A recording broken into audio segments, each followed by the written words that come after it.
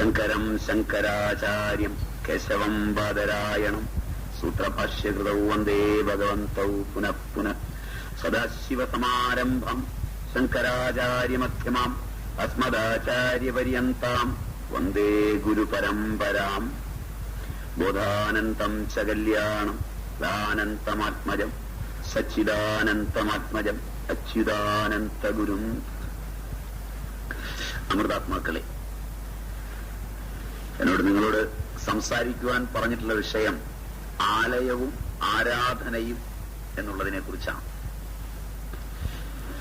ആലയം എന്നായതുകൊണ്ട് എനിക്ക് കൂടുതൽ എളുപ്പമായി. ആരാധനയ്ക്കുള്ള ആലയം എവിടെയാണോ ചൈതന്യമുള്ളത്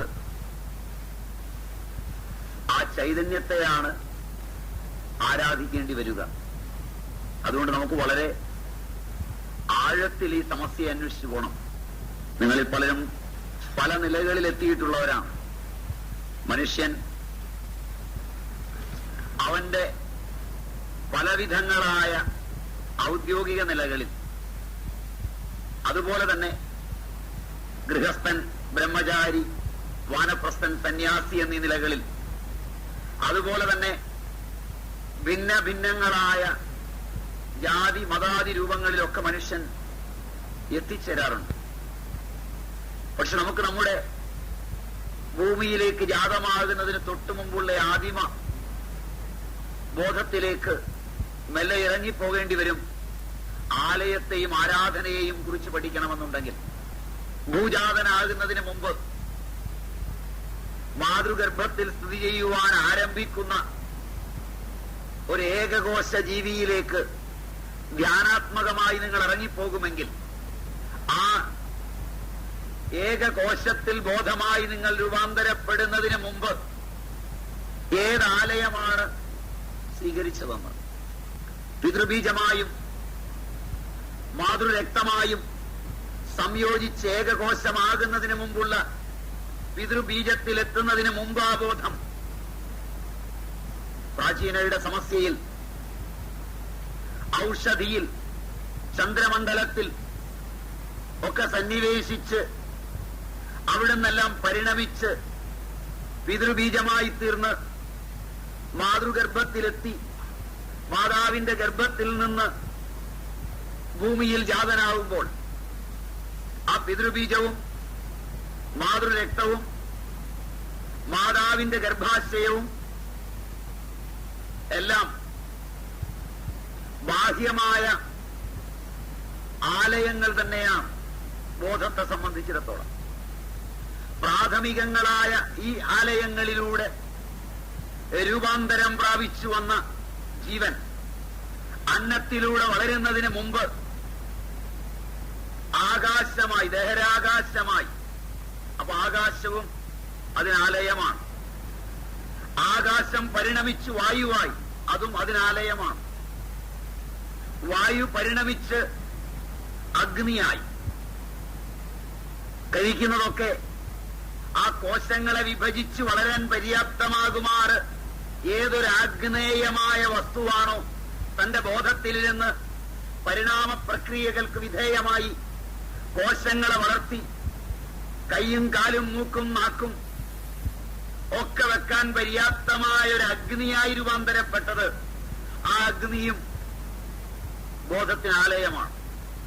വീണ്ടും ആ അഗ്നി സജീവമായി പരിണമിച്ച് ജലമായി, ആ ജലത്തിൽ തന്നെ ഉപവിഷ്ടനായി മാതൃഗർഭാശയത്തില് മാതൃകോശത്തിൽ ജലമായി, ആ ജലത്തിൽ ഉപവിഷ്ടനായി, ആ ജലവും ആലയമാണ്. ആ ജലത്തിൽ നിന്ന് പിണ്ഡരൂപിയായി ഭൂമിയിലേക്ക് എത്തുമ്പോൾ പിണ്ഡാണ്ഡമായി, അതും ആലയമാണ്.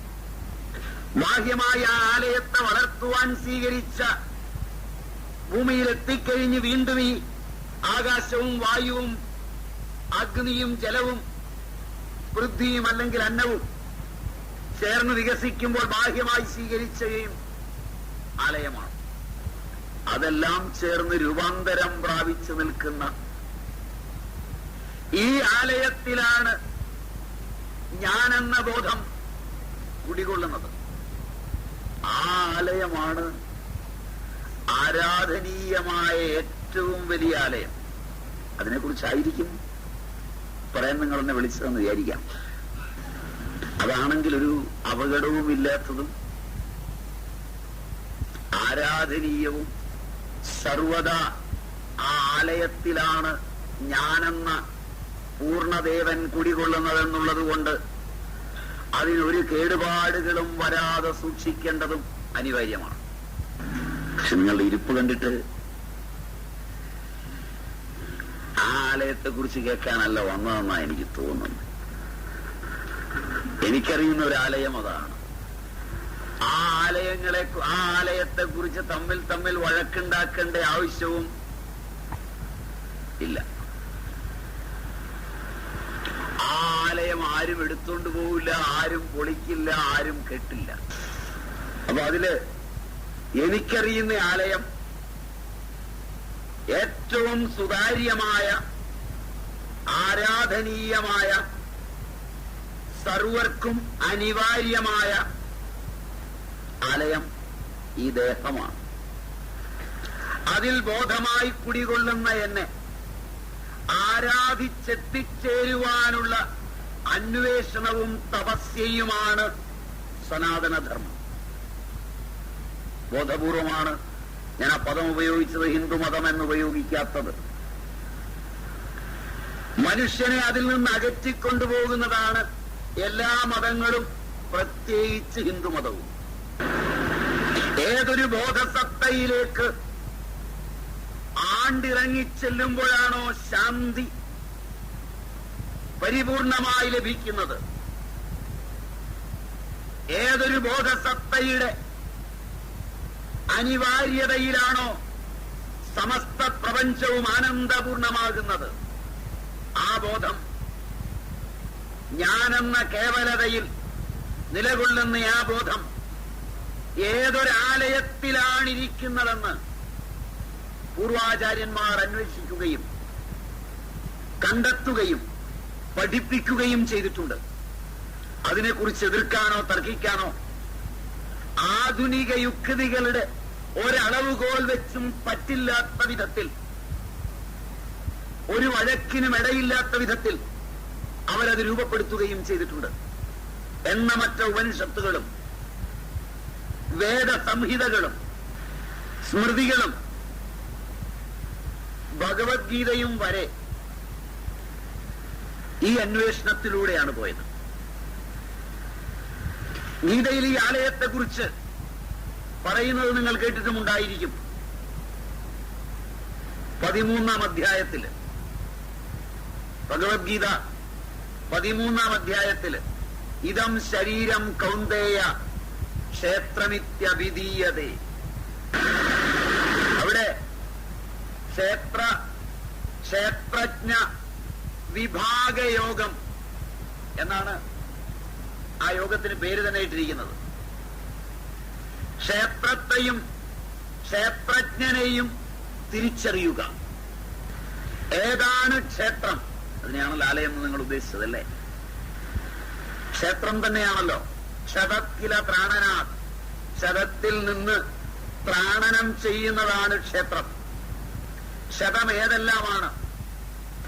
മുറിവ്, വേദന, മൃത്യു, ഇവയൊക്കെ ക്ഷതമാണ്. അങ്ങനെയാവുമ്പോ ബാഹ്യമായ ഈ ശരീരത്തിൽ നിന്നും ക്ഷതം കണ്ടാൽ രക്ഷപ്പെടുവാൻ തയ്യാറാകുന്ന സൂക്ഷ്മമായ ഒരു ക്ഷേത്രം കൂടിയുണ്ട്. സ്ഥൂലമായ ക്ഷേത്രം, സൂക്ഷ്മമായ ക്ഷേത്രം, കാരണമായ ക്ഷേത്രം, ക്ഷേത്രജ്ഞൻ. അപ്പൊ സ്ഥൂലമായതാണ് ഞാൻ മുമ്പ് കാണിച്ച ദൃശ്യങ്ങളിൽ നിന്ന് സ്വീകരിച്ചു വളർന്ന് എന്റെ സ്ഥൂല ശരീരമായി പരിണമിച്ചു നിൽക്കുന്ന ആദ്യത്തെ ക്ഷേത്രം. അതിലേറ്റവും സ്ഥൂലമായതിന് ക്ഷതം വരുമ്പോഴൊക്കെ അതിനെ വലിച്ചെറിയാൻ ക്ഷേത്രജ്ഞനായ ഞാൻ തയ്യാറാവും. എനിക്ക് പ്രയോജനപ്പെടുന്നിടത്തോളം മാത്രമേ എനിക്ക് വെളിയിലുള്ള ബ്രഹ്മാണ്ഡമായ ഈ ക്ഷേത്രം ഞാൻ ചുമക്കുള്ളൂ. അതിലെ ഭാരതമെന്ന ക്ഷേത്രം എന്നെ ഉൾക്കൊള്ളുമ്പോൾ മാത്രമേ എനിക്ക് ബോധ്യമാവൂ. മനസ്സിലായില്ല? ഞാനാണ് എനിക്ക് പ്രധാനം. എത്ര ദേശാഭിമാനങ്ങൾ പ്രസംഗിച്ചാലും പ്രസംഗിക്കുന്നവൻ അടുത്തയാഴ്ച ആ പ്രസംഗിച്ചതിനനുസരിച്ച് അംഗീകാരമില്ലെങ്കിൽ ദേശാഭിമാനമൊക്കെ വലിച്ചെറിഞ്ഞ് എതിരാളികളുടെ കൂടെ കൂടും. ശരിയല്ല? ശരിയല്ല? ബാക്കിയൊക്കെ പൊങ്ങച്ചവാ. നിങ്ങളുടെ അഭിമാനിയൊക്കെ അല്ലെന്നൊക്കെ പറഞ്ഞ് ചിലപ്പോ എതിർത്തേക്കും. പലതവണ അങ്ങനെ കൂടിയതിന്റെ ചരിത്രം പുറകോട്ട് പോയാൽ കാണുകയും ചെയ്യും. ഇഷ്ടപ്പെടുമോന്നറിയില്ല.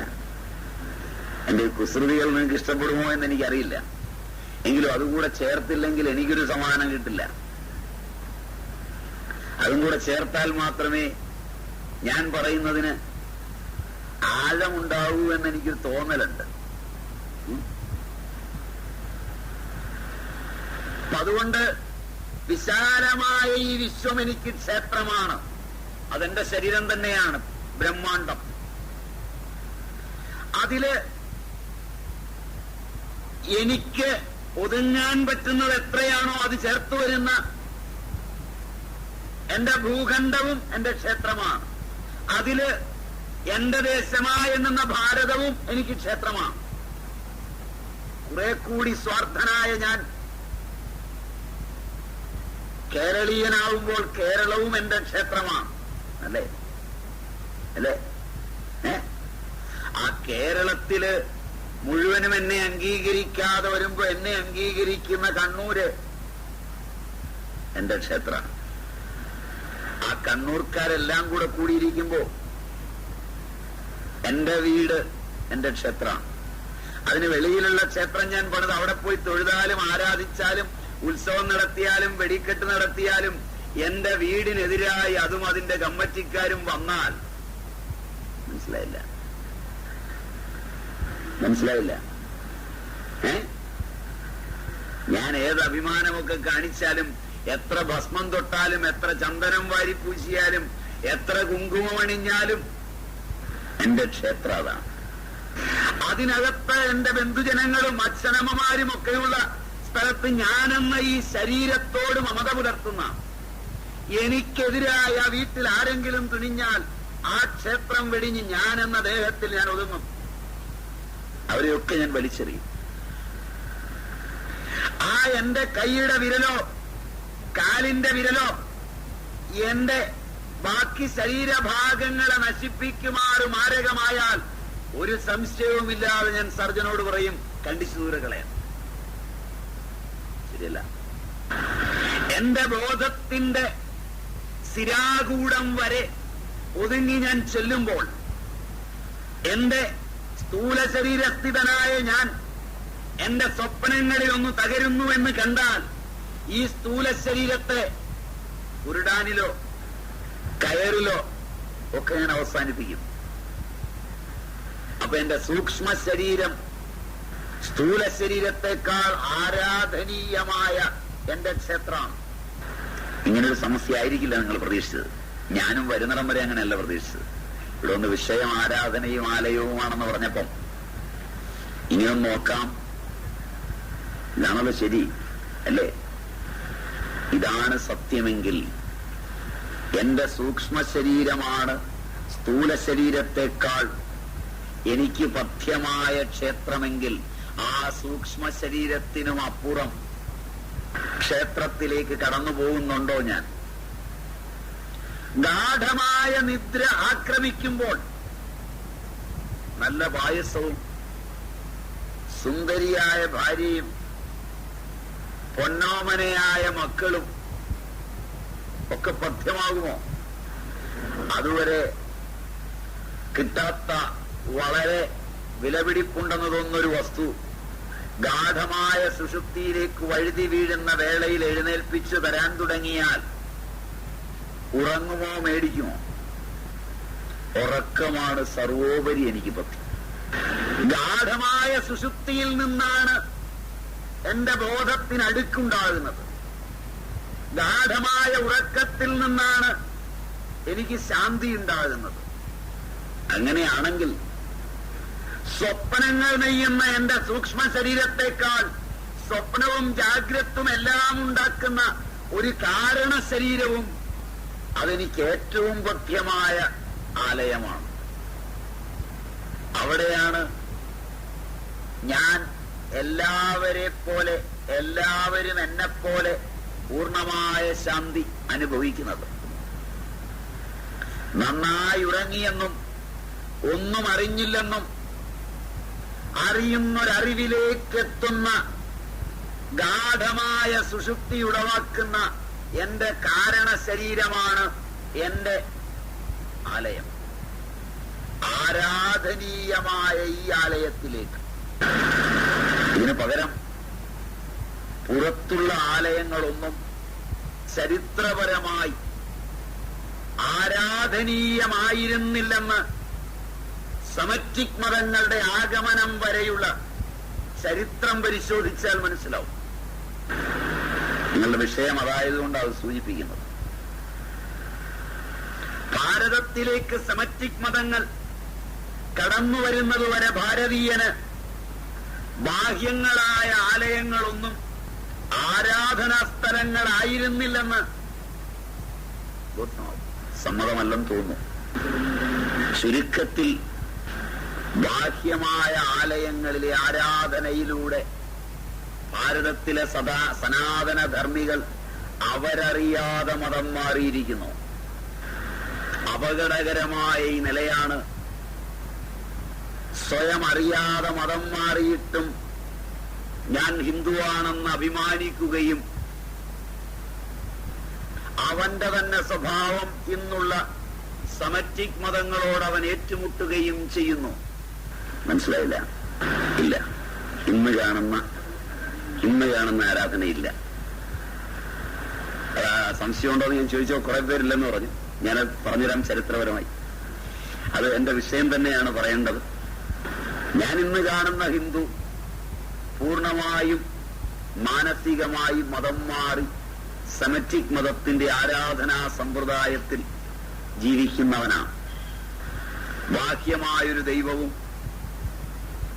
ആ ദൈവത്തോടുള്ള അഭ്യർത്ഥനകളും അവിടെ നടത്തുന്ന വഴിപാടുകളും ബലികളും അവിടേക്കുള്ള യാചനകളും ഒന്നും സനാതനധർമ്മത്തിന്റെ ശ്രൗത ഗ്രന്ഥങ്ങളൊന്നുപോലും അംഗീകരിക്കാത്തതാണ്. രാമായണ കാലത്തും ഭാരതകാലത്തും ഒക്കെ ക്ഷേത്രങ്ങളുണ്ടോന്ന് ചോദിച്ചാലുണ്ട്. ശങ്കരന്റെ കാലത്തും ക്ഷേത്രങ്ങളുണ്ടോന്ന് ചോദിച്ചാലുണ്ട്. ഞാനീ പറഞ്ഞ അർത്ഥത്തിലുള്ള ആരാധന, ഞാനീ പറഞ്ഞ അർത്ഥത്തിലുള്ള ക്ഷേത്രങ്ങൾ ഇല്ല. ക്ഷേത്ര സമുച്ചയങ്ങളും കെട്ടിടങ്ങളും ഉണ്ടാവും.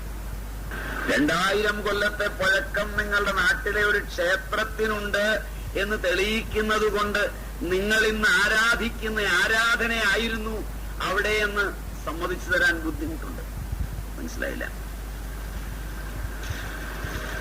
ഒരു സത്യവും അതിനെ തുടർന്ന് കള്ളങ്ങളും പ്രചരിപ്പിച്ച് മനുഷ്യ മനസ്സിനെ മാറ്റിയെടുക്കുന്ന പ്രക്രിയ മാനവന്റെ വികാസ പരിണാമങ്ങൾക്ക് അനുയോജ്യമല്ല. മനസ്സിലായില്ല? ഗുരുവായൂർ അമ്പലത്തിനും ചൊവ്വയിലെ അമ്പലത്തിനുമൊക്കെ 1000-ഓ 2000-ഓ കൊല്ലത്തെ പഴക്കമുണ്ട് എന്ന് പറഞ്ഞു എന്നുള്ളത് കൊണ്ട് ഇന്നവിടെ പൂത്താലിയും കയ്യിലെന്തി ആളുകളെ കാണിക്കുവാൻ വേഷവും കെട്ടിപ്പോകുന്ന അമ്മമാർ പോകുന്നത് പോലെ പൗരാണിക കാലത്ത് പോയിരുന്നു എന്ന് പറഞ്ഞാൽ മനസ്സിലായില്ല. ഇന്നവിടെ നടത്തുന്ന കമ്മിറ്റികളുടെ ഭരണം പോലുള്ള കമ്മിറ്റിക്കാർ പൗരാണിക കാലത്തുണ്ടായിരുന്നു എന്ന് ക്ഷേത്രത്തിന്റെ പൗരാണികതയെ മുൻനിർത്തി പറഞ്ഞാൽ ഇന്നവിടെ ശാന്തി ചെയ്യുന്നവൻ കാണിക്കുന്ന ഗോഷ്ഠികളൊക്കെയാണ് പൗരാണിക കാലത്ത് നടന്നിരുന്നത് എന്ന് ക്ഷേത്രത്തിന്റെ പൗരാണികതയെ മുൻനിർത്തി പറഞ്ഞാൽ സമ്മതിച്ചു തരാൻ ബുദ്ധിമുട്ടുണ്ട്. ക്ഷേത്രങ്ങളിലെ വഴിപാട് ബോർഡുകൾക്ക് 2000 വർഷത്തെ പഴക്കമില്ല. പഴക്കമുള്ളവയല്ല. മനസ്സിലായില്ല? ക്ഷേത്രത്തിന്റെ പഴക്കം വഴിപാട് കൗണ്ടറിന്റെ പഴക്കത്തെ സാധൂകരിക്കുന്നില്ല. വഴിപാട് രസീതുകൾക്ക് പഴക്കമില്ല. ഒരു 100 കൊല്ലത്തിന് നമ്മൾ പലപ്പോഴും കൈനോട്ടക്കാരന്റെ മാതിരി ഭൂതകാലത്തിന്റെ സത്യത്തെ വെച്ച് വർത്തമാനത്തിലൂടെ കടന്ന് ഭാവിയുടെ കൽപ്പനകളെ സത്യമാക്കാനോടുന്നവരാണ്. കൈനോട്ടക്കാരെങ്ങനെയാണെന്ന് തോന്നുന്നു. നിങ്ങളുടെ ജീവിതത്തിന്റെ ഭൂതകാല സീമയിൽ നിന്ന് നിങ്ങൾക്ക് അനുഭവമുള്ള 1 or 2 സാമൂഹിക സത്യങ്ങളെ ചൂണ്ടിക്കാണിച്ചിട്ട്, സാമാജിക സത്യങ്ങളെ ചൂണ്ടിക്കാണിച്ചിട്ട്, മനുഷ്യനായി ഭൂമിയിൽ ജീവിക്കുന്നവനെല്ലാം ഒരുപോലെ വരാവുന്ന ദുഃഖങ്ങളിൽ ചിലതിനെ വൈയക്തികമായി എടുത്തു പറഞ്ഞ് നിങ്ങളുടെ മനസ്സാ പൂർവകാല ദുഃഖത്തിന്റെ സത്യതയിലേക്ക് കടന്നുപോയി അയാളുടെ അറിവിൽ അത്ഭുതപ്പെടുന്നൊരു വേളയിൽ നിങ്ങൾക്ക് അജ്ഞേയമായ ഭാവിയുടെ കൽപ്പനകളെ ഈ സത്യത്തിൽ കലർത്തിത്തന്ന് നിങ്ങളുടെ ജീവിതത്തെ വൈതാളികമാക്കുന്നത് പോലെ ചരിത്രമെന്നും ഭൂതകാല സത്യമായ ക്ഷേത്രത്തിന്റെ പഴക്കത്തെ ചൂണ്ടിക്കാണിച്ച് ക്ഷേത്രാരാധനയുടെ പഴക്കത്തിലേക്ക് നിങ്ങളുടെ മനസ്സുകളെ കൂട്ടിക്കൊണ്ടുപോയി സമറ്റിക് സമ്പ്രദായത്തിന്റെ ഈശ്വര സങ്കല്പത്തിലെത്തിച്ച് മതം മാറ്റിയിരിക്കുന്നു എന്നാണ് ഞാൻ പറഞ്ഞത്. പൂജ എന്ന് കാരണവർ എവിടുന്നോ സംഘടന എന്ന് പഠിച്ചുപോയി. ഞാൻ പഠിച്ചത് അങ്ങനെയല്ല. ക്ഷേത്രത്തിന്റെ ചരിത്രം എന്നെ കൊണ്ട് അത് സമ്മതിപ്പിക്കുന്നുമില്ല. ഭാരതീയ ക്ഷേത്രങ്ങളിൽ കണ്ണൂർ പ്രദേശത്തുള്ള കാരണവർ ചോദിച്ചുകൊണ്ട് കണ്ണൂർ പ്രദേശത്തെ ഒരു ക്ഷേത്രം പോലും എന്റെ ഓർമ്മയിൽ ഹരിജനോ ഗിരിജനോ പോട്ടെ, ഇന്ന് സവർണരെന്ന് വിളിക്കുന്ന നായർ വരെയുള്ള തലങ്ങളിലുള്ളവനെ പോലും പ്രവേശിപ്പിച്ചിട്ടില്ല. 1930 വരെ പ്രതിമാ പൂജ വ്യാഖ്യാനിപ്പിച്ച് കളിക്കുമ്പോ ജനങ്ങളെ കളിപ്പിക്കുന്നു എന്ന് മറന്നു പോകരുത്. ഞാൻ കണ്ട ഭാരതീയ ക്ഷേത്രങ്ങളിൽ ദക്ഷിണേന്ത്യയില് വിന്ധ്യന് തെക്കോട്ടുള്ള ഒരു ക്ഷേത്രത്തിലും ആരാധനയുടെ ആദിപർവങ്ങളിൽ നിൽക്കുന്ന അജ്ഞരായ ജനതയെ പ്രവേശിപ്പിക്കുക പോലും, അതിന്റെ മതിൽക്കെട്ടിനകത്ത് പ്രവേശിപ്പിക്കുക പോലും ചെയ്തിരുന്നില്ല. പിന്നെ ഏതോരാധുനികൻ താൽക്കാലികമായൊരു സംഘടനാ കുതിപ്പിന് വേണ്ടി ചരിത്രത്തിന്റെ അതിസൂക്ഷ്മങ്ങളായ സത്യങ്ങളെ തെറ്റായി വ്യാഖ്യാനിച്ച് തെറ്റുകൾ തെരുതരെ പറഞ്ഞാൽ ശരിയായിത്തീരുമെന്നുള്ള പാശ്ചാത്യനായ ഗീബൽസിന്റെ തന്ത്രത്തിൽ പഠിപ്പിച്ചാൽ അത് ചരിത്രമാകുമെന്ന് എനിക്ക് വിശ്വാസവുമില്ല. എതിർപ്പുണ്ടാവും. പ്രതിമാപൂജ പ്രഥമമല്ലെന്ന് ഭാരതീയ ഗ്രാമങ്ങളിൽ ദക്ഷിണേന്ത്യയിലുള്ള ക്ഷേത്രങ്ങളുടെ കൽപ്പന, അത് ശില്പശാസ്ത്രമനുസരിച്ചുള്ള ക്ഷേത്ര നിർമ്മിതി പരിശോധിച്ചാൽ അതിനകത്ത് സാമൂഹിക ആരാധനയ്ക്ക് ഇടമില്ലെന്നൊരു പൊട്ടന് പോലും മനസ്സിലാവും. ഇതൊക്കെ അറിയാമായിരുന്നിട്ടുകൂടി നിങ്ങളൊക്കെ ഈ കള്ളം എന്തിനു പ്രചരിപ്പിച്ചു ജനങ്ങളുടെ ഇടയിൽ? എതിർത്തവരും അനുകൂലിച്ചവരും, ക്ഷേത്രാരാധനയെയും ക്ഷേത്രത്തെയും എതിർക്കാനിറങ്ങിത്തിരിച്ചവരും അനുകൂലിക്കാനിറങ്ങിത്തിരിച്ചവരും അതിന്റെ ശില്പശാസ്ത്രമോ അതിന്റെ രൂപകൽപ്പനയോ ഒന്നും പഠിക്കാതെ വായിത്തോന്നിയതെല്ലാം ചിത്രകഥയിൽ നിന്നും കേട്ടുകേൾവിയിൽ നിന്നും പഠിച്ചു പറഞ്ഞപ്പോൾ ഒരു പ്രാവശ്യമെങ്കിലും അവിടെ ഒന്ന് ചെന്ന് നോക്കി സ്വന്തം ബുദ്ധിയും പൂർവചരിത്രവും നോക്കി പറഞ്ഞുകൂടായിരുന്നോ എന്ന് ഞാനൊന്ന് ചോദിച്ചാൽ, വളരെ ആലോചിച്ചു വെച്ച വിഷയം ഈ പരുവത്തിലെത്തിയെങ്കിൽ മറ്റു വിഷയങ്ങളായിരുന്നെങ്കിൽ എന്താവുമായിരുന്നു എന്നാണ് ഞാൻ ആലോചിച്ചു പോകുന്നത്. ഞാൻ പറഞ്ഞതിൽ അസത്യമുണ്ട്. കേരളത്തിലെ ഏത് ക്ഷേത്രമെടുത്താലും ഗർഭഗൃഹം, മുഖമണ്ഡപം, നാലമ്പലം, ഇങ്ങനെയാണ് പ്രാചീന ക്ഷേത്രകൽപ്പന. സമ്മതമാണ്.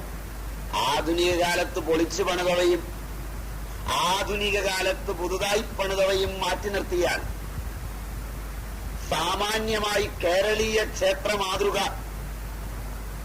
ഗർഭഗൃഹം, മുഖമണ്ഡപം, നാലമ്പലം, ചുറ്റുമതിൽ അല്ലെങ്കിൽ കോട്ട, കോട്ടവാതിലുകൾ, കിടങ്ങ്, ഇങ്ങനെയൊക്കെയാണ് ഞാൻ കണ്ട ക്ഷേത്രത്തിന്റെ സാമാന്യ മാതൃക. സമ്മതമാണ്. കുറെ കുടുംബത്തറകളും കുടുംബക്കളരികളും മാറ്റിവെച്ചാൽ, ഈ ഉടനെ എന്നെ വിളിച്ചുകൊണ്ട് കണ്ണൂർ ഏതെങ്കിലും ഒരു കുടുംബത്തറ കൊണ്ട് കാണിച്ചത് അങ്ങനെയല്ല സ്വാമി എന്ന് പറഞ്ഞാൽ അത് സാമാന്യ ക്ഷേത്രമല്ല എന്ന് മറുപടി.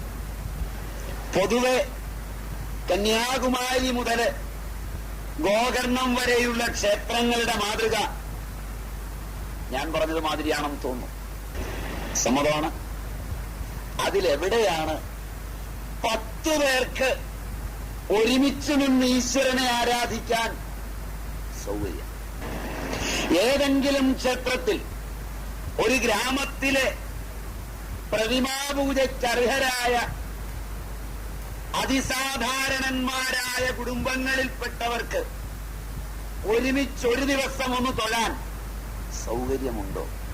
മഹാക്ഷേത്രങ്ങൾ ഉൾപ്പെടെ എന്റെ അറിവ് ശരിയാണെങ്കിൽ 2 പേർക്ക് പരസ്പരം മുട്ടാതെ 2 സോപാനപ്പടിയുടെയും മുമ്പിൽ നിന്ന് ദേവനെ കണ്ടു വേണമെങ്കിലൊന്ന് തൊഴാം. ആ പടിക്കും മുഖമണ്ഡപത്തിനുമുള്ളിലുള്ള ഇടയിലുള്ള ഇട തന്നെ തടപ്പള്ളിയിൽ നിന്ന് നിവേദ്യവും മറ്റും കൊണ്ടുപോകുവാൻ ഉള്ള ഇടയ്ക്കപ്പുറം ഇടയില്ലെന്നാണ് എന്റെ വിശ്വാസം. മനസ്സിലായില്ല? അങ്ങനൊരു നിവേദ്യച്ചോറും എടുത്തൊരു നമ്പൂതിരി പോകുന്നുണ്ടെങ്കിൽ അയാൾക്ക് നടന്നു പോകാനുള്ളതല്ലാത്ത വഴി സോപാനപ്പടിക്കും മുഖമണ്ഡപത്തിനുമിടയിൽ ഞാനൊരു ക്ഷേത്രത്തിലും കണ്ടിട്ടില്ല.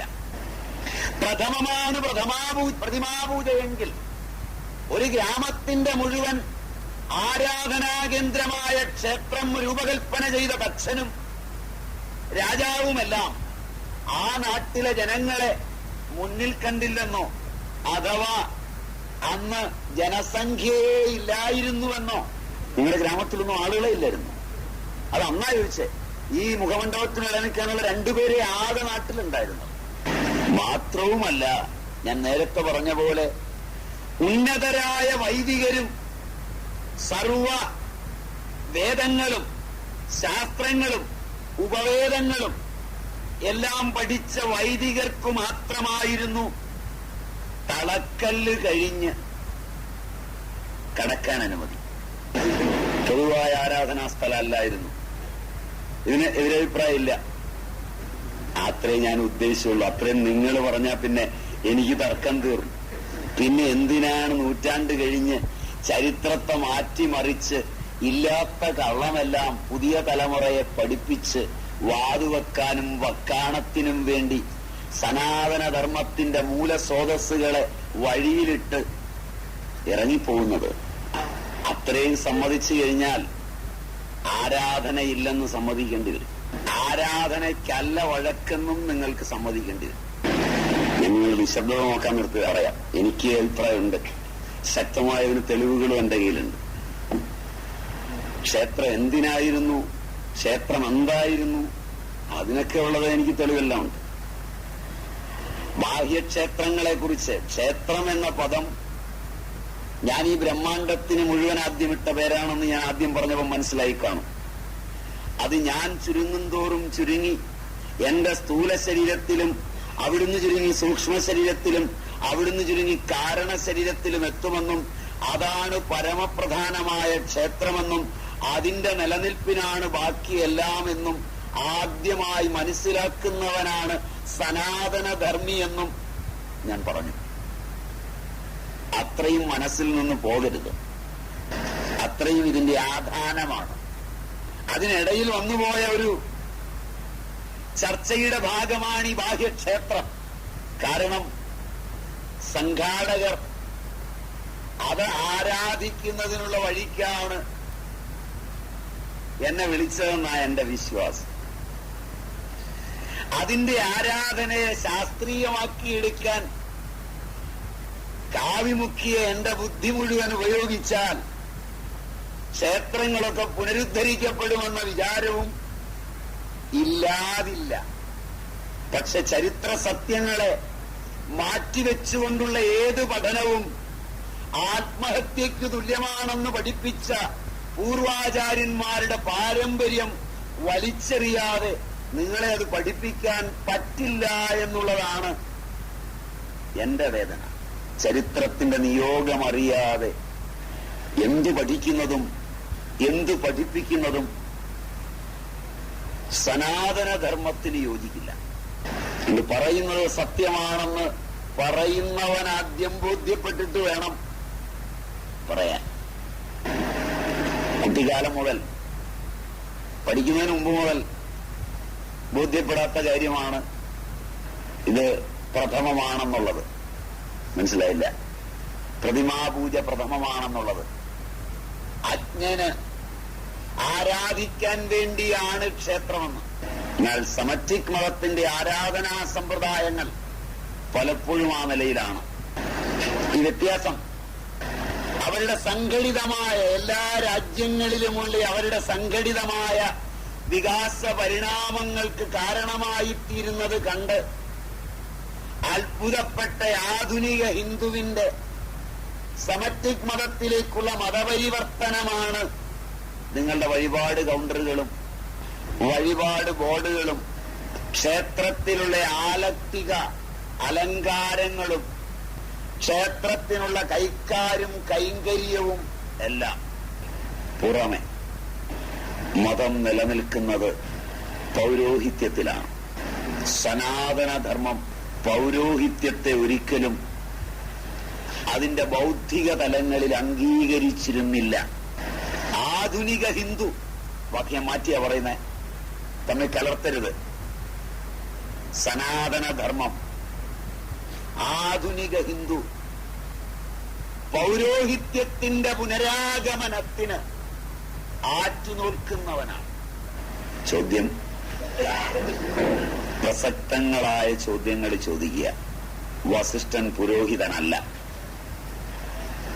പുരോഹിതനെയും സന്യാസത്തെയും മഹർഷി പാരമ്പര്യത്തെയും ഒക്കെ മതം മാറിക്കഴിഞ്ഞ ഹിന്ദു ഒരുപോലെ കാണും. മനസ്സിലായില്ല? സന്യാസം സംഘപരിത്യാഗമാണ്, പൗരോഹിത്യം സംഘമാണ്. മനസ്സിലായില്ല? കുറച്ചുകൂടെ നല്ല പദവും കുറച്ചുകൂടെ വിശാലവുമാണ്. സന്യാസം ഒരു മതത്തിന്റെ പ്രതിനിധിയെ സൃഷ്ടിച്ചെടുക്കലല്ല, മതമില്ലാതാകലാണ്. അതല്ലെങ്കിൽ എല്ലാ മതവും ഒന്നായിത്തീരലാണ്. ഒരു പുരോഹിതൻ, എനിക്കൊരു ചായ വരാവുന്നത്, എന്റെ വാക്ക് അത്ര ഈടുള്ളതാണോ? പുരോഹിതനും സന്യാസിയും എന്നൊരു സമസ്യ തീർത്തിട്ട് വേണം എനിക്ക് മുന്നോട്ട് പോകാൻ. അതുകൊണ്ട് ചായ കഴിഞ്ഞായിക്കോട്ടെ, കുടിക്കുന്നവരൊന്ന് കുടിച്ചോട്ടെ. ശരിയെന്നാൽ ഉടനെ ചോദിക്കുക, അല്ലാത്തതെല്ലാം ഓർത്തുവെച്ച് ക്ലാസ്സിന് ശേഷം ഞാൻ സമയം തരാം. അപ്പോ ചോദിക്കുക, പൗരോഹിത്യവും ആർഷ സംസ്കൃതിയും അല്ലെങ്കിൽ സന്യാസവും രണ്ടാണ്. ആശ്രമധർമ്മത്തിലാണ് സന്യാസം പെടുന്നത്. പൗരോഹിത്യം ആശ്രമധർമ്മത്തിൽ പെടുന്നില്ല. ഭാരതത്തിന്റെ ശ്രുതിസ്മൃതി ഗ്രന്ഥങ്ങൾ എടുത്താൽ ആശ്രമധർമ്മത്തിൽ ബ്രഹ്മചര്യം, ഗാർഹസ്ഥ്യം, വാനപ്രസ്ഥം, സന്യാസം എന്ന 4ആണ്. അതില് 4ാമത്തെ ആശ്രമധർമ്മമാണ് സന്യാസം.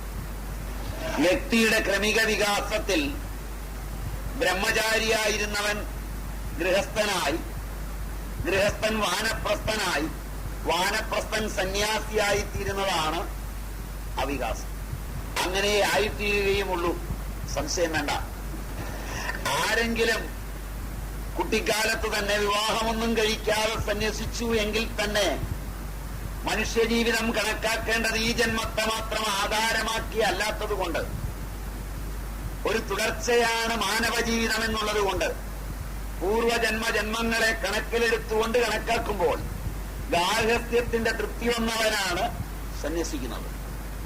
അല്ലാതെ ആരെങ്കിലും സന്യസിച്ചാൽ സന്യാസത്തിൽ ഗാർഹസ്ഥ്യം തുടങ്ങേണ്ടി വരും, സംശയം വേണ്ട. അതുകൊണ്ട് പൗരോഹിത്യവും സന്യാസവും സമമല്ല. വസിഷ്ഠനെയൊക്കെ ഉദാഹരിക്കുമ്പോ ഈ പ്രശ്നമുണ്ട്. ഞാൻ മുമ്പ് പറഞ്ഞ പോലെ ആധുനിക വിദ്യാഭ്യാസവും സെമറ്റിക് മതങ്ങളുടെ സ്കൂളുകളും സെമറ്റിക് പാരമ്പര്യത്തോടുള്ള അഭിനിവേശവും അവരുടെ സാമ്പത്തികമായ വികാസ പരിണാമങ്ങളും അത്ഭുതം കൂറുന്ന ആധുനിക തലമുറയ്ക്ക് അവന്റെ സ്വത്വം മറന്നുപോവുകയാൽ അവൻ അറിയാതെ വന്ന മതപരിവർത്തനത്തിൽ ആ പൗരോഹിത്യത്തോട് ആദരവുണ്ടാവുകയും അത് തങ്ങൾക്കും വേണമെന്ന് തോന്നുകയും ഒക്കെ ചെയ്യുന്നത് സ്വാഭാവികമാണ്. സംഘടിച്ചു മുന്നേറുവാനും അതിനൊരു നേതാവ് ഉണ്ടാകുവാനും നേതാവ് പറയുന്നതൊക്കെ അനുസരിക്കുവാനുമുള്ള ആഗ്രഹമൊക്കെ അവിടുത്തെ സാമ്പത്തിക പുരോഗതി കാണുമ്പോൾ നിങ്ങൾക്കും ഉണ്ടാകാം. അതിനുവേണ്ടി ഈ ധർമ്മങ്ങളെ മാറ്റി വ്യാഖ്യാനിക്കേണ്ടിയും വന്നേക്കാം. മനസ്സിലായോന്നറിയില്ല. അതിനോടെല്ലാം യോജിക്കാൻ പ്രയാസമുണ്ട്. അത്രയും പറയുന്നല്ലേ ശരി. അതിരിക്കട്ടെ, ആ വിഷയം തീർന്നു. നമുക്കിനി ക്ഷേത്രത്തിലേക്ക് തിരിച്ചു പോവാം. അപ്പൊ നമ്മൾ രണ്ട് ക്ഷേത്രമാണ് നമ്മുടെ മനസ്സിൽ. സനാതനമായ ക്ഷേത്രം ബ്രഹ്മാണ്ടം മുതൽ കാരണശരീരം വരെ എത്തുന്ന ക്ഷേത്രമാണ്. അത് മനസ്സിലായി. ആ തർക്കമില്ലാത്തതാണ് ഭാരതത്തിന്റെ ശ്രുതിസ്മൃതികളിലെ ക്ഷേത്രസങ്കല്പം. എല്ലാ പുരാണങ്ങളിലും എല്ലാ ഇതിഹാസങ്ങളിലും ഗീതയിലുമെല്ലാം ആ ക്ഷേത്രത്തെ നിലനിർത്തുന്നതിനാണ് ശ്രമിച്ചിട്ടുള്ളത്. ആ ക്ഷേത്രത്തിലെ ക്ഷേത്രജ്ഞനെ അറിയുകയാണ് വേണ്ടതെന്നാണ് ക്ഷേത്രജ്ഞയോ ജ്ഞാനം എത്തജ്ഞാനം മതം മമ എന്ന് ഭഗവാൻ ശ്രീകൃഷ്ണൻ തന്നെ അർജുനനോട് പറഞ്ഞിട്ടുണ്ട്. ക്ഷേത്രത്തെയും ക്ഷേത്രജ്ഞനെയും തിരിച്ചറിയുക. ഗീതാനിലയിൽ പഠിച്ചാൽ അർജുനന്റെ ശരീരത്തിലിരിക്കുന്ന അർജുനൻ എന്ന ബോധത്തെ അർജുനൻ മനസ്സിലാക്കുന്ന ഒരു കാലത്തു മാത്രമേ അർജുനൻ തന്റെ സാമ്രാജ്യത്തിന്റെ അധിപതിയാവുകയുള്ളൂ, സ്വാരാട്ടാവുകയുള്ളൂ. അതാണ് ശാന്തിയുടെ വഴിയും. അതാ ഗീതയുടെ വിഷയവും. സാമ്രാട്ടിന്റെ നല്ല ഗീത. സാമ്രാട്ടും സ്വാരാട്ടും പദം തമ്മിൽ വ്യത്യാസം ഒരുപാടുണ്ട്. സ്വാരാജ്യത്തിൽ ആനന്ദിക്കുന്നവനാണ് സ്വാരാട്ട്. സ്വാരാജ്യം സ്ഥൂലമായ എന്റെ ശരീര സാമ്രാജ്യം. അത് ആരോഗ്യമുള്ളതായിരിക്കണം. എന്റെ ഇന്ദ്രിയങ്ങളൊക്കെ നല്ല ആരോഗ്യമുള്ളതായിരിക്കണം. വേണ്ടത് കേൾക്കണം, വേണ്ടാത്തത് കേൾക്കരുത്. വേണ്ടത് പറയണം, വേണ്ടാത്തത് പറയരുത്. വേണ്ടതിലേ സ്പർശിക്കാവൂ, വേണ്ടാത്തതിൽ ഒന്നും സ്പർശിക്കരുത്.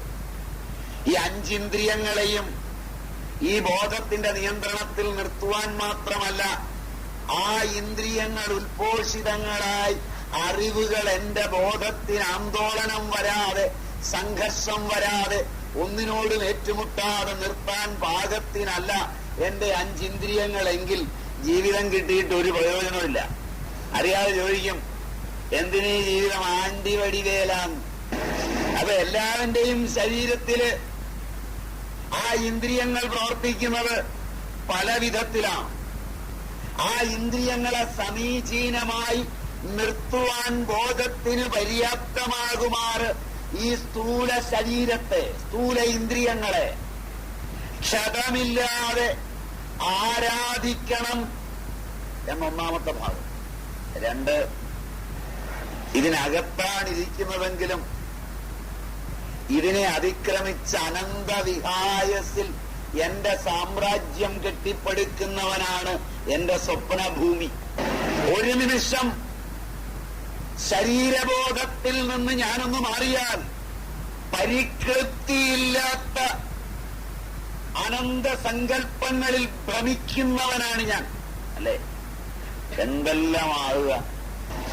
മനോബുദ്ധി അഹങ്കാരങ്ങളെയും ചിത്തത്തെയും ഇന്ദ്രിയ ശക്തികളെയും പ്രാണന്മാരെയും കൂട്ടുപിടിച്ച് ഞാൻ നടത്തുന്ന സാങ്കല്പിക സാമ്രാജ്യത്തിലുള്ള എന്റെ യാത്ര എന്ന് പറഞ്ഞാൽ മനസ്സിലാവോ? എന്റെ 5 പ്രാണന്മാർ, പ്രാണൻ, അപാനൻ, വ്യാനൻ, ഉദാനൻ, സമാനൻ, അതിലൊരുത്തനൊന്ന് തെറ്റിയാൽ സങ്കല്പമൊക്കെ മാറും. എന്റെ മനസ്സും ബുദ്ധിയും അഹങ്കാരവും ചിത്തവും, സങ്കല്പ വികല്പങ്ങൾ ഉണ്ടാക്കുന്ന മനസ്സ്, ചിന്തനകർത്തൃവായ ചിത്തം, നിശ്ചയാത്മികയായ ബുദ്ധി, ഞാനെന്ന എന്റെ അഹങ്കാരം, കണ്ണടച്ചിട്ടും കാണുന്ന എന്റെ കണ്ണ്, ചെവി പഞ്ഞിവെച്ചിട്ടും കേൾക്കുന്ന എന്റെ ചെവി, ഉറങ്ങിയാലും കാണുകയും കേൾക്കുകയും അനുഭവിക്കുകയും ചെയ്യുന്ന എന്റെ സ്വപ്ന ലോകങ്ങൾ. മനസ്സിലായി? അത് ഞാൻ സ്വച്ഛന്തമാക്കി വെച്ചില്ലെങ്കിൽ സ്വപ്നങ്ങളോട് കലരുന്ന എന്റെ ജാഗ്രത ചേർന്ന് ഈ ചുറ്റുപാടുകളോടെല്ലാം ഞാൻ മല്ലടിക്കും.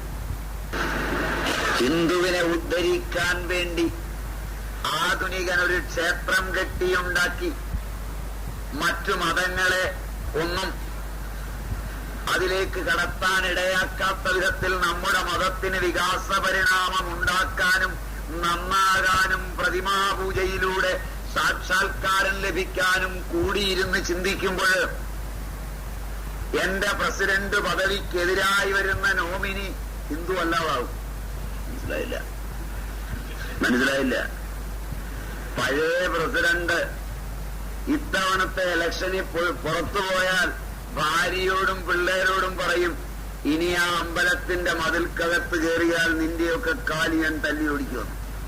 സ്വന്തം കാല് മാത്രമല്ല. മനസ്സിലായില്ല? അവിടെ ക്രിസ്ത്യാനിയും മുസ്ലിമും ഒന്നും അല്ല നിങ്ങളുടെ ക്ഷേത്രത്തിൽ പ്രശ്നം. ഇന്നലത്തെ പ്രസിഡന്റും ഇന്നത്തെ പ്രസിഡന്റും, ഇന്നലത്തെ സെക്രട്ടറിയും ഇന്നത്തെ സെക്രട്ടറിയും, ഇന്നലത്തെ ഖജാൻജിയും ഇന്നത്തെ ഖജാൻജിയും. ഇന്നലെ പ്രസിഡന്റായിരുന്നപ്പോൾ ജാതിയില്ലാത്തവനും വർഗബോധമില്ലാത്തവനും ഇന്ന് പ്രസിഡന്റ് പദവി പോയാൽ അതൊക്കെ വരും. മനസ്സിലായില്ല? അപ്പോ നിങ്ങൾ പൊതുവായ ആരാധന ഉണ്ടാക്കിയാലും സ്വാരാട്ടിൽ അന്തർലീനമാണ്. തന്റെ അന്തസ്ഥമായ ചൈതന്യത്തെയും അത് കുടികൊള്ളുന്ന ജീവകലകളെയും അതിരിക്കുന്ന സ്ഥൂല സൂക്ഷ്മ കാരണദേഹങ്ങളെയും തിരിച്ചറിഞ്ഞതു തന്നെയാണ് അപരനിലുമെന്ന് ബോധ്യപ്പെടുന്നൊരു നാളിൽ മാത്രമാണ് ഞാനും അപരനും ഇല്ലാതാകുന്ന ആത്മവത്തയുടെ അത്യന്ത സൂക്ഷ്മവും അതീവ സുന്ദരവുമായ ഐതിഹാസികത ഉണരുക. അതാണ് ആരാധനയുടെ കേന്ദ്രബിന്ദു. അതിനെ ഉണർത്താനുള്ളതെല്ലാം ആലയമാണ്. അത് ഉണരുന്നിടത്തെല്ലാം ശാന്തിയാണ്. ഇനിയൊന്ന് സ്വന്തം ജീവിതത്തിന്റെ രംഗവേദിയിലൊന്ന് ആത്മാർത്ഥമായി നടന്നു നോക്കി.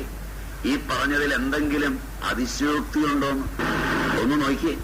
യോജിപ്പിനും പ്രാഥമിക ആരാധനയ്ക്ക് ഉണ്ടാക്കിയ മതങ്ങളുടെ ഈറ്റില്ലങ്ങളിൽ നിന്നാണ് അതുണ്ടാക്കുന്നതിന് മുമ്പുള്ള മനുഷ്യന്റെ ഈ യോജിപ്പ് എതിർപ്പായി രൂപാന്തരപ്പെട്ടു വന്നത്. ലോകമെമ്പാടും ക്രിസ്തുമതത്തിന് ക്ഷേത്രമായ പള്ളി ഉണ്ടാക്കുന്നതിന് മുമ്പ് ഒന്നായ ക്രിസ്തുമതം ആദ്യത്തെ സെന്റ് പീറ്റേഴ്സ് ബസലിക്കയുടെ തറക്കല്ലിട്ടപ്പോഴാണ് രണ്ടായത്. മനസ്സിലായില്ല? മാർട്ടിൻ ലൂതർ തനിക്ക് പണപ്പിരിവിന് പോപ്പ് അനുമതി തരുമെന്ന് വിചാരിച്ച് കാത്തിരിക്കുമ്പോൾ പ്രശസ്തമായ പാർഡൻ ടിക്കറ്റ്സ് ഓർമ്മയുണ്ടാവും. ദണ്ഡവിമോചന കാർഡുകൾ, അതായിപ്പോ ഹിന്ദുമതം അടിച്ചു കൊടുക്കുന്നത്. പഴയ പണിയാണ്. പടിഞ്ഞാറൻ നാട്ടിൽ പണ്ട് പപ്പാജിയുടെ പണിയാണ് ഇപ്പൊ നമ്മൾ ചെയ്യുന്നത്. 5 രൂപയ്ക്കും 10 രൂപയ്ക്കും 20 രൂപയ്ക്കും ഒക്കെ കാർഡ് അടിച്ചു കൊടുക്കുന്നില്ലേ മുകളിലോട്ട് പ്രവേശിക്കാൻ? പിന്നെ ദണ്ഡവിമോചന കാർഡുകൾ. എന്ത് പാപം ചെയ്താലും ഈ കാർഡ് ഒരെണ്ണം എടുത്താൽ റെസിപ്റ്റ് കുറ്റി മൊത്തം ചെലവാക്കിയാൽ മുകളിലെണ്ണം. മനസ്സിലായില്ല? ഈ ദണ്ഡവിമോചന കാർഡിന്റെ അവകാശവാദത്തിലാണ് പള്ളി 2ആയത്, പിന്നെ 4ആയത്, പിന്നെ 6ആയത്. 1616 ലോകത്ത് പൊട്ടിപ്പിരിഞ്ഞു നിൽക്കുക. ഇപ്പം ഒന്നും രണ്ടുമല്ല, 1616 സഭ പലതാ. നിങ്ങളും ആരാധനയുടെ ബാഹ്യതലങ്ങളിലെ വ്യത്യാസങ്ങളിലാണ് ജാതിയും ഉപജാതിയും ഒക്കെയായി ഇന്ന് തിരിഞ്ഞു നിൽക്കുന്നത്. മനസ്സിലായില്ല? അതേ സാധനം കൊണ്ട് യോജിപ്പിക്കാമെന്ന് വിചാരിക്കുന്നവന്റെ ബുദ്ധി അപാരം, ചരിത്രം സമ്മതിക്കാത്ത ബുദ്ധി. ഇനി നമുക്ക് ഇത്രയും ഭാഗം ഒരുമാതിരി ആശാവഹമായ സംഘർഷത്തിനായി. ഇനി അത് കൂട്ടാനുള്ള അടുത്ത തലങ്ങളിലേക്ക് കുറെ കൂടെ സൂക്ഷ്മമായി നമുക്ക് പ്രവേശിക്കാം. ഈ ആന്തരികമായ ക്ഷേത്രത്തെക്കുറിച്ച് പറയുമ്പോൾ എതിർപ്പില്ലാത്ത മാനവികത ബാഹ്യമായ ക്ഷേത്രം എന്തിനുണ്ടാക്കി? അങ്ങനല്ലേ എന്നോട് ചോദിച്ചു. ന്യായമായ ഉത്തരം പറയേണ്ടതാണ്. അങ്ങനെയാണെങ്കിൽ അതിനുള്ള ലിംഗങ്ങൾ 3-4 തലങ്ങളിൽ നമുക്ക് ക്ഷേത്രത്തെ നിരൂപണം ചെയ്യാം. അങ്ങനല്ലേ പഠിക്കാൻ പറ്റൂ? കഴിഞ്ഞ കാലത്തിന്റെ ഒരു വസ്തുതയെ അപഗ്രഥിച്ചും നിരൂപണം ചെയ്തും സാമാന്യമായൊരു നിഗമനത്തിലെത്തുക മാത്രമേ കരണീയമായിട്ടുള്ളൂ എന്ന് മനസ്സിലാക്കിക്കൊണ്ടു വേണം അതിലേക്ക് പ്രവേശിക്കാൻ.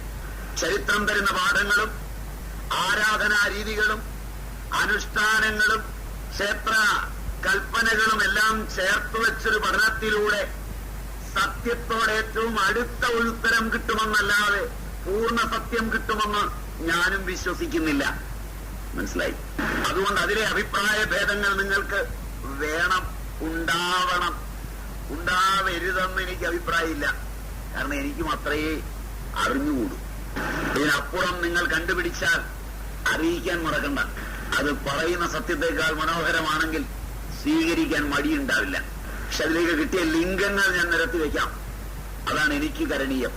ഞാൻ ആദ്യം പറഞ്ഞല്ലോ ഒരു ലിംഗം, ക്ഷേത്രത്തിന്റെ ശാസ്ത്രകൽപ്പന, ക്ഷേത്ര നിർമ്മാണം, അതിന്റെ അടിസ്ഥാനത്തിൽ സാമൂഹ്യാരാധന ഇല്ലെന്ന് പറഞ്ഞു. അതിനെ ഒന്നുകൂടെ നമുക്ക് വിപുലമാക്കാം. മഹാപണ്ഡിതന്മാരും സമാജം മൊത്തം ഞാനാണെന്ന അറിവിലെത്തിയെന്ന് വിശ്വസിക്കപ്പെടുന്നവരും ഒരു കാലത്ത് മാത്രമായിരുന്നു ക്ഷേത്രത്തിലെന്ന് വിശ്വസിക്കുന്നതാണ് കരണീയം. നമ്മൾ പഠിക്കുന്ന കാലമായപ്പോഴേക്കും, നമ്മൾ കാണുന്ന കാലമായപ്പോഴേക്കും അവർ വിവരദോഷികളായി പോയെങ്കിൽ അത് പഠനാർഹമല്ലെന്നെടുക്കുകയാണ് നല്ലത്. മനസ്സിലായി എന്ന് വിചാരിക്കാം. ബ്രാഹ്മണൻ എന്നത് തന്നെ ഇന്ന് വിവരദോഷി എന്നതിന്റെ നിർവചനമാകുമെങ്കിൽ പണ്ടും അങ്ങനെയായിരുന്നു എന്നെടുക്കുന്നത് ഉചിതമല്ലെന്ന് തോന്നുന്നു.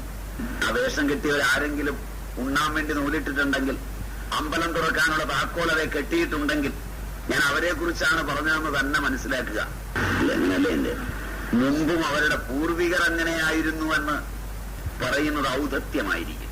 വേദങ്ങൾ 4, അത് 4 പഠിക്കണം. ചുരുങ്ങിയത് ഒരെണ്ണമെങ്കിലും പഠിക്കണം. ഉപനയനം വേണം, അടുത്തിരിക്കണം.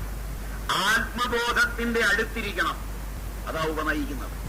ആത്മബോധത്തെ അറിയുന്നത് മൃത്യുവിനെ കടന്നിട്ടാണ്. മൃത്യുവിനെ ആചാര്യനായി വരിക്കണം.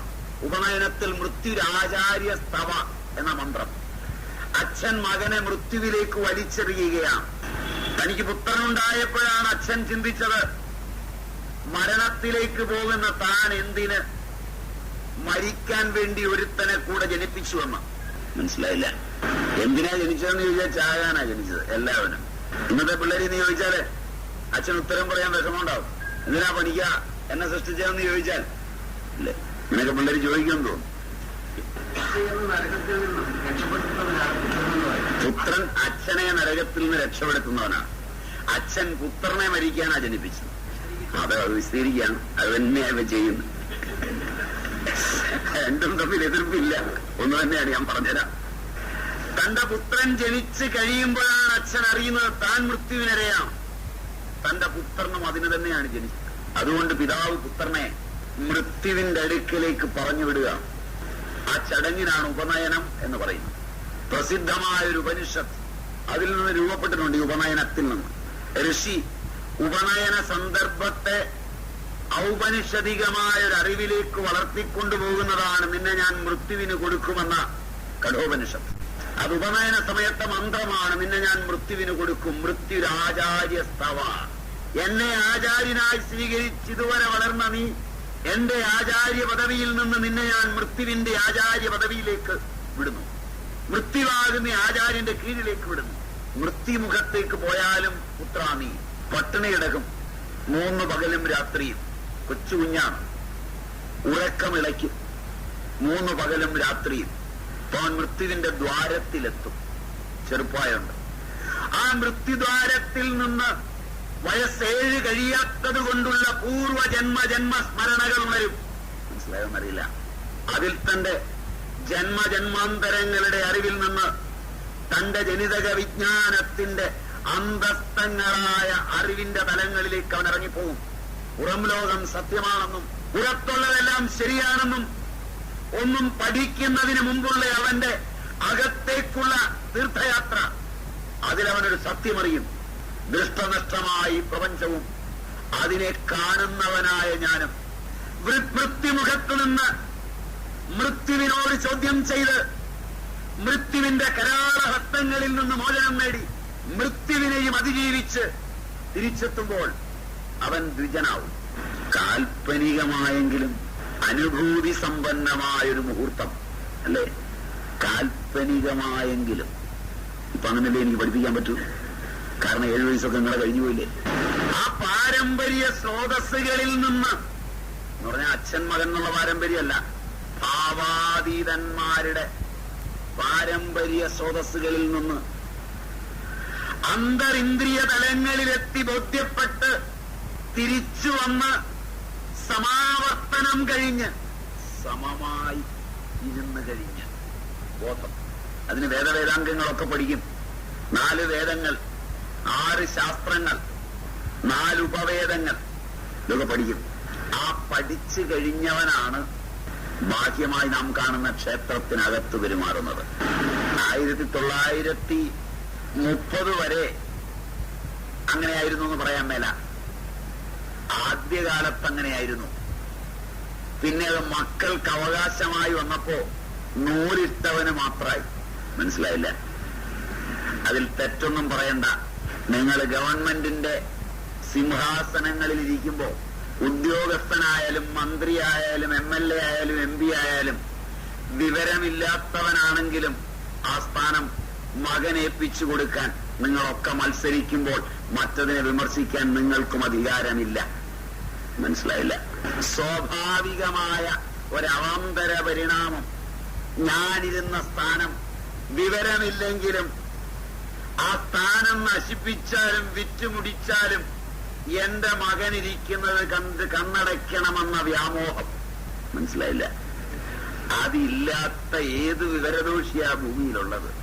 വിവരമുള്ളവൻ അങ്ങനെയല്ലെന്ന് സാരം. ഞാൻ പറഞ്ഞതിന്റെ അർത്ഥം മനസ്സിലായോന്നറിയില്ല. നിങ്ങൾ ചിരിക്കുമ്പോ ഏത് വിവരദോഷിയാ അങ്ങനെ അല്ലാത്തവനുള്ളതെന്നാ ഞാൻ ചോദിച്ചേ. എന്ന് പറഞ്ഞാൽ വിവരമുള്ളവൻ അങ്ങനെയല്ല. ആ വിവരമുള്ളവന്മാരുടെ പരമ്പരയിൽ ദുർബലന്മാരും അജിതേന്ദ്രിയന്മാരും ഇതെങ്ങനെയാ പറയാ കടന്നുകൂടുമ്പോ ഇങ്ങനെ സംഭവിക്കും. സ്വാഭാവികമാണ്. അപ്പൊ 1930 വളരെ മുമ്പേ തന്നെ അപജയം വന്നു ക്ഷേത്രങ്ങളിൽ. അല്ലാതെ 30കളില് ക്ഷേത്രപ്രവേശന വിളംബരം വരുമ്പോൾ അതുവരെ പണ്ഡിതന്മാരായ ബ്രാഹ്മണരായിരുന്നു എന്ന് സ്വാമി അഭിപ്രായം പറഞ്ഞെന്ന് പഠിക്കരുത്. മനസ്സിലായില്ല?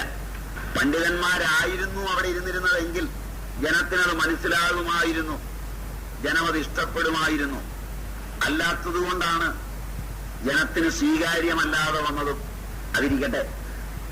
അപ്പം ക്ഷേത്രത്തിലെ രീതിവിധാനത്തിന് ഇങ്ങനൊരു ഭാഗമുണ്ട് എന്നോർക്കണം അടുത്തത് പറയാൻ പോകുമ്പോൾ. ഒന്ന്, ക്ഷേത്ര നിർമ്മാണം. അല്ലെ മുഖമണ്ഡപം, ശ്രീകോവിൽ, നാലമ്പലം, ഇങ്ങനെയൊന്നും നേരത്തെ പറഞ്ഞിട്ടുണ്ട്. ആ ക്ഷേത്രം ഒന്നുകൂടെ നമുക്ക് നോക്കാം.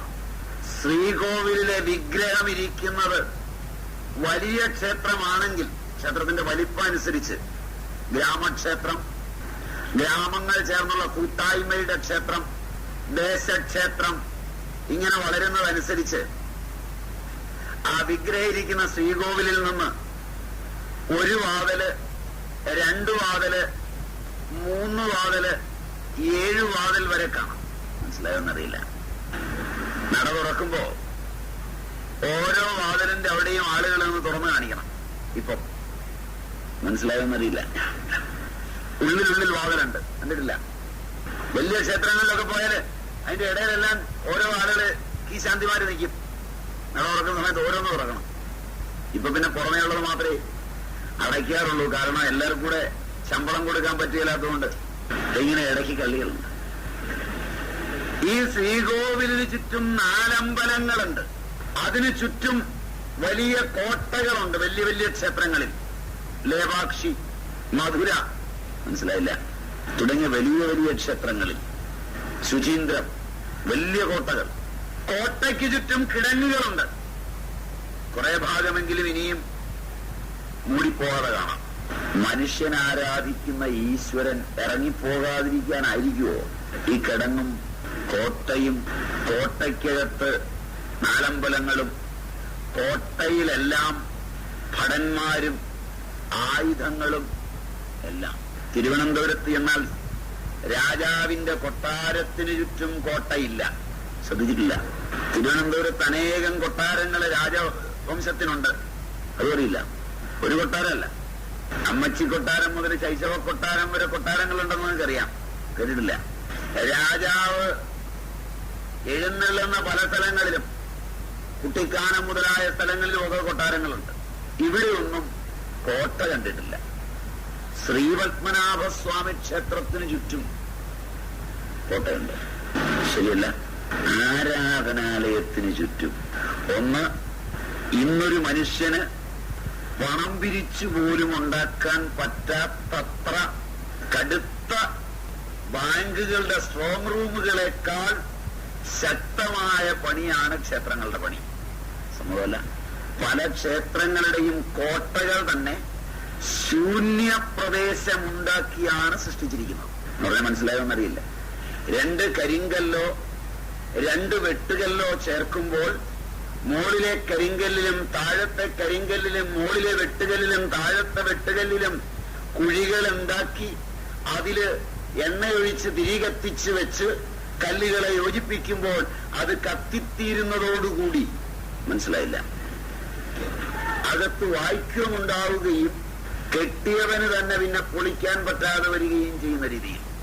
മനസ്സിലായില്ല? അത്ര മിനിസത്തിൽ പ്രതലങ്ങൾ യോജിപ്പിച്ച്. വായ്ക്യത്തിന്റെ ബലമാണ് ഏറ്റവും വലിയ ബലമെന്ന് സയൻസ് പഠിക്കുന്നവർക്കറിയാം. ആണല്ലേ? അല്ലേ? ശ്രദ്ധിച്ചിട്ടില്ല ഇതുവരെ? ക്ഷേത്രത്തിന്റെ ചുറ്റുമതിലുകളൊക്കെ പോയി നോക്കുക. പല ക്ഷേത്രവും പോയി. അതുകൊണ്ട് 500 കൊല്ലമായിട്ടും അറിയാത്തത്. മറിക്കാൻ ഒരാഗർ കൊണ്ടൊരു തുളയിട്ട് കൊടുത്താൽ മതി. മനസ്സിലായില്ല? അതിനകത്തേക്ക് വായു കയറിയാൽ മതി, പൊളിച്ചെടുക്കാം. അത്തരം കെട്ടുപണികളുണ്ട്. കണ്ടിട്ടില്ല? കേട്ടിട്ടില്ല? ഇങ്ങനെ തച്ചുശാസ്ത്രത്തിന്റെ അത്യന്ത ഗഹനങ്ങളായ അംശങ്ങളെ സന്നിവേശിപ്പിച്ച് 4 അമ്പലങ്ങളും കോട്ടകളും കൊട്ടകൊത്തളങ്ങളും ക്ഷേത്രത്തിന് ചുറ്റും നിർമ്മിപ്പിക്കുമ്പോഴും ഒരു രാജാവും തന്റെ കൊട്ടാരത്തിന് ചുറ്റും കോട്ടയും കിടങ്ങും നിർമ്മിച്ചില്ല. ഞാൻ നിർത്തിയത് ശരിയാണോ എന്ന് നിങ്ങളുടെ ബുദ്ധിക്ക് ആലോചിക്കാനാണ്. കാരണമൊക്കെ പുറകെ ചിന്തിക്കാവുന്ന. അത് ഈ തോക്കി കയറിയെന്താണ് വെടിവെക്കുന്നത്. ഇത്രയും കാര്യം അത് ശരിയാണോ എന്ന് അറിഞ്ഞിട്ട് പറയാം. മറ്റൊരു ശരിയല്ലെങ്കിൽ ആ അഭിപ്രായം തള്ളിക്കളയണം. ശരിയാണെങ്കിൽ മാത്രമേ സ്വീകരിക്കാവൂ. കോട്ട ഉണ്ടാക്കിയിരിക്കുന്നതിനുള്ളിൽ അറകളുണ്ട്. ശ്രീപത്മനാഭസ്വാമി ക്ഷേത്രമൊക്കെ പോയി നോക്കിയാൽ മതി. ഭടന്മാർക്ക് ജീവിക്കാനുള്ള സൗകര്യങ്ങളുണ്ട്. ഒരറ്റത്ത് നിന്ന് മറ്റേറ്റത്തേക്ക് എത്താനുള്ള രഹസ്യവാതിലുകളുണ്ട്. ക്ഷേത്രത്തിനുള്ളിൽ നിന്ന് പുറത്തേക്ക് പോകാനുള്ള വാതിലുകളുണ്ട്. ആരും അറിയാതെ. തച്ചുള്ളിത്തറവാടിന്റെ ക്ഷേത്രങ്ങളിൽ പോലും ഉണ്ടെന്നാ കേൾക്കുന്നത്. മനസ്സിലായില്ല? കേട്ടിട്ടില്ലത്? വടകരയിലെ ലോകനാർ കോവിലിലും മറ്റും അല്ലെ, നോവലാർക്കാവ് കേട്ടിട്ടുണ്ട്. ഇവിടെയൊക്കെ ഉണ്ടായിരുന്നു എന്നാ കേൾക്കുന്നത്. ക്ഷേത്രത്തിന് ദൈവത്തിന് ആരും അറിയാതെ അടച്ചുപൂട്ടി പോകുമ്പോൾ രാത്രി ഇറങ്ങിപ്പോവാനായിരിക്കും. ചരിത്ര പണ്ഡിതന്മാർ ചരിത്രാംശങ്ങളെ പഠിക്കുമ്പോൾ പഠിക്കേണ്ടവയെ പഠിക്കാതിരിക്കുകയും പഠിക്കേണ്ടാത്തത് പഠിക്കുകയും ചെയ്ത ഒരു തലമുറയുടെ ദൗർഭാഗ്യമാണ് നാം ഇന്ന് അനുഭവിക്കുന്നത്. എന്തായാലും ഇങ്ങനെ കോട്ടവാതിലുണ്ടെന്നും അതിലൊക്കെ ഇടവഴികളുണ്ടെന്നും ഒക്കെയുള്ളത് സമ്മതമാണ് പ്രമുഖ ക്ഷേത്രങ്ങൾക്കെങ്കിലും. അപ്പൊ എല്ലാവർക്കും ആരാധിക്കാൻ ഉള്ളവയായിരുന്നില്ല 30 വരെ ക്ഷേത്രം. 30-ൽ ആ ക്ഷേത്രപ്രവേശന വിളംബരം. സാമൂഹിക അവബോധത്തിന്റെ അത്യുച്ചിയിലെത്തിയ ഉന്നതന്മാർ മാത്രമാണ് ക്ഷേത്രത്തിൽ പെരുമാറിയിരുന്നത്. പല ക്ഷേത്രങ്ങളും എത്തിപ്പെടാനുള്ള വഴികള് വളരെ കുറഞ്ഞവയാണ്. ഇന്നും തളിപ്പറമ്പിലെ രാജരാജേശ്വര ക്ഷേത്രത്തിലേക്ക് എത്താൻ നിങ്ങളുടെ മാരുതി 2 എണ്ണത്തിന് അങ്ങോട്ടും ഇങ്ങോട്ടും വഴിമാറിക്കൊടുത്തു പോകാൻ പറ്റില്ല. മനസ്സിലായില്ല? ക്ഷേത്രത്തിലേക്കുള്ള വീതി വളരെ ഇടുങ്ങിയവയായിരുന്നു എല്ലായിടത്തും. സമ്മതമല്ല. ഏതെങ്കിലും പാശ്ചാത്യൻ വന്ന് ക്ഷേത്രത്തിനകത്തൂടെ 3/4 മണിക്കൂർ കൊണ്ട് ഓട്ടപ്രദക്ഷിണം നടത്തിപ്പോയി ഇംഗ്ലീഷിൽ എഴുതിയ പുസ്തകത്തെ വായിച്ച് കസേരയിലിരുന്ന് ചരിത്രം പഠിക്കുന്ന ഭാരതത്തിന്റെ ചരിത്രകാരന്മാർ പഠിപ്പിച്ചത് മുഴുവൻ വിഴുങ്ങി ജീവിക്കുന്ന ആധുനിക തലമുറയ്ക്ക് ഒന്ന് ചിന്തിക്കാൻ ബുദ്ധിയുണ്ടെങ്കിൽ തുറന്നൊന്ന് ചിന്തിച്ചു നോക്കൂ. ഒരിക്കലും സ്വീകരിക്കരുത്. മനസ്സിലായില്ല? അപ്പൊ എന്തായിരുന്നു ഭാരതത്തിലെ രാജാക്കന്മാരുടെ കൊട്ടാര ഗർവിലെങ്ങും ഖജാനകളുടെ അവശിഷ്ടങ്ങൾ ഇതുവരെ കണ്ടെത്തിയിട്ടുമില്ല. മനസ്സിലായില്ല? സമ്മതമല്ല. ചിന്തിക്കല്ല. നിങ്ങള് കൊട്ടാരങ്ങളെ പറ്റി പഠിക്കുമ്പോ കൊട്ടാരത്തിൽ എവിടെയാണ് രാജാവ് തന്റെ ഖജനാവ് സൂക്ഷിക്കുന്നത്? അതിന് കൊട്ടാരത്തിലൊരു ഖജനാവ്, ഒരു സ്ട്രോങ് റൂം വേണമല്ലോ. വേണ്ടേ? ഒരു കൊട്ടാരത്തിനും അതുള്ളതായി ഇതുവരെ കണ്ടെത്തിയിട്ടില്ല. ഇതര രാജ്യങ്ങളുടെ സംസ്കൃതിയിൽ നിന്ന് അത്യന്ത വ്യത്യാസത്തിൽ ഭാരതത്തിലെ പൗരാണിക സനാതനധർമ്മത്തിന്റെ രാജാക്കന്മാർ, അവരുടെ അങ്ങനെ പറയണം, മനസ്സിലായെന്നറിയില്ല, അവരുടെ കൊട്ടാര വളപ്പിൽ ഖജാനകൾ ഉണ്ടാക്കിയിരുന്നില്ല. ശരിയല്ല? ശ്രദ്ധിച്ചിട്ടില്ല? ഏതെങ്കിലും കൊട്ടാരത്തെ പറ്റി പഠിച്ചു നോക്കി, വലുതും ചെറുതുമായ. നിങ്ങളുടെ നാട്ടിലെ മാടമ്പിമാരുടെ കൊട്ടാരങ്ങൾ പോലും നോക്കും. ഇവിടെയും അടിമരാജവംശമൊക്കെ ഉണ്ടായിരുന്നല്ലോ. കണ്ണൂർ ഭരിച്ചിരുന്ന അടിമരാജവംശമാണല്ലോ അല്ലെ? ചിറക്കൽ രാജവംശം അല്ലെ? കൊട്ടാരത്തിന്റെ അവശിഷ്ടങ്ങളുണ്ടല്ലോ. പോയി നോക്കി, ഒരു ഖജനാവുണ്ടോന്ന്. രാജാക്കന്മാർ രാജഭരണം പോയപ്പോൾ ജനാധിപത്യത്തിന്റെ ആഗമന വേളയിൽ തന്നെ അതീവ ദരിദ്രന്മാരായതും അതുകൊണ്ടല്ലേ? ജനാധിപത്യത്തിന്റെ രാജാക്കന്മാർക്ക് ഇരുന്ന് ഭരിക്കാൻ അവസരം കിട്ടിയത് പൂർവന്മാരായ രാജാക്കന്മാരുടെ ഖജാനകൾ അവരുടെ കൊട്ടാരത്തോട് ചേർന്നല്ലാത്തതുകൊണ്ട് വാരി പണമിറക്കി ആളുകളെ പിടിച്ച് ജനാധിപത്യത്തെ ഉന്മൂലനം ചെയ്യാൻ കഴിയാത്തത് കൊണ്ടല്ലേ? ഇത് മനസ്സിലായില്ല. രാജാക്കന്മാർ